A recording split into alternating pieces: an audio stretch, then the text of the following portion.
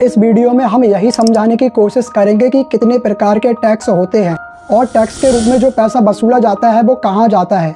वैसे भारत में सामान्यतः दो प्रकार के टैक्स पाए जाते हैं, जिसमें पहला है डायरेक्ट टैक्स और दूसरा है इनडायरेक्ट टैक्स। डायरेक्ट टैक्स वो टैक्स होता है जो डायरेक्टली सरकार को दिया जाता है, जिसमें सबसे अहम होता है इनकम टैक्स। इनकम टैक्स वो टैक्स होता है जो आपकी सैलरी, आपके बिजनेस या आपके इन्वेस्टमेंट से जो भी इनकम जनरेट होती है उस पर टैक्स के रूप में लगाया जाता है। 2025 के टैक्स स्लैब के हिसाब से अगर आपकी सालाना इनकम 4 लाख रुपए तक है तो आपको किसी भी प्रकार का कोई टैक्स नहीं देना पड़ेगा। अगर आप 4 लाख से 8 लाख के बीच में सालाना कमाते हैं तो आपको 5%, और अगर 8 लाख से 12 लाख के बीच में सालाना कमाते हैं तो आपको 10% तक का टैक्स देना पड़ेगा।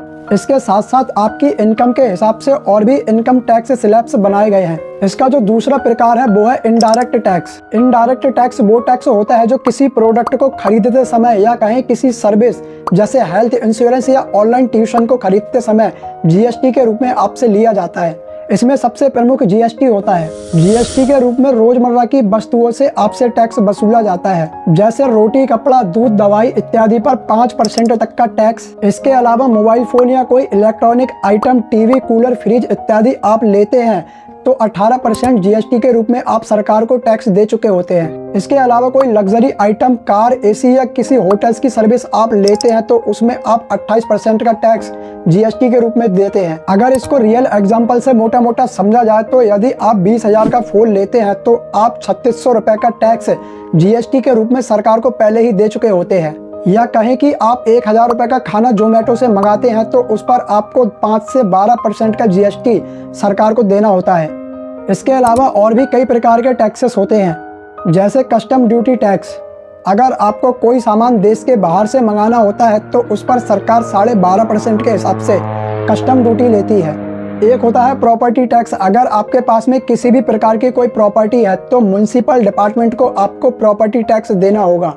इसके अलावा कैपिटल गेन टैक्स होता है।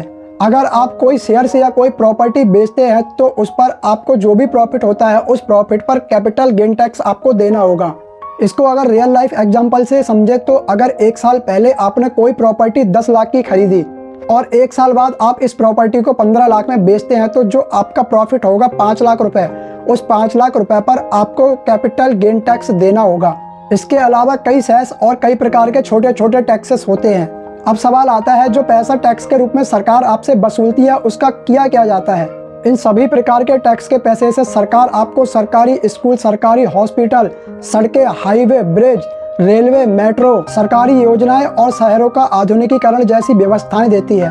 दोस्तों, इसमें आपकी क्या राय है? किस प्रकार के टैक्सेस में कटौती कम की जानी चाहिए और किस प्रकार के टैक्स को और बढ़ा देना चाहिए? कमेंट करके जरूर बताएं।